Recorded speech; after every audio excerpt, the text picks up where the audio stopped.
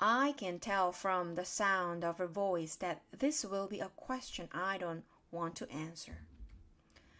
Ruby taps her trunk against the rusty iron bar of her door. Do you think, she asked, that I will die in this domain someday, like Aunt Stella? Once again I consider lying, but when I look at Ruby, the half-formed words die in my throat.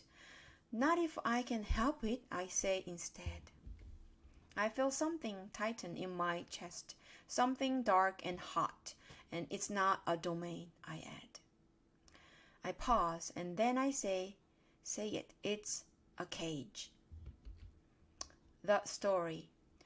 I look at the ring, layered with fresh sawdust. I look at the skylight, at the half-hidden moon.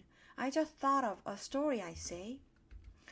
Is it a made-up story or a true one? Ruby asks. True, I say. I hope. Ruby leans against the bars. Her eyes hold a pale moon in them, the way I still pond fold stars. Once upon a time, I say, there was a baby elephant. She was smart and brave, and she needed to go to a place called a zoo. What's a zoo? Ruby asks. A zoo, Ruby, is a place where humans make amends.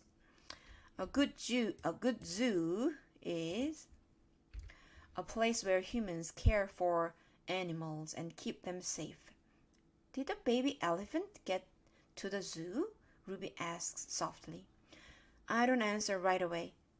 Yes, I say at last. How did she get there? Ruby asks. She had a friend, I say. A friend who made a promise.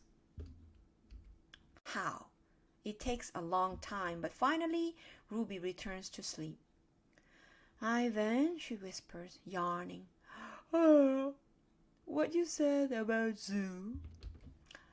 How are you going to do it? Suddenly I feel as if I could sleep for 1,000 days.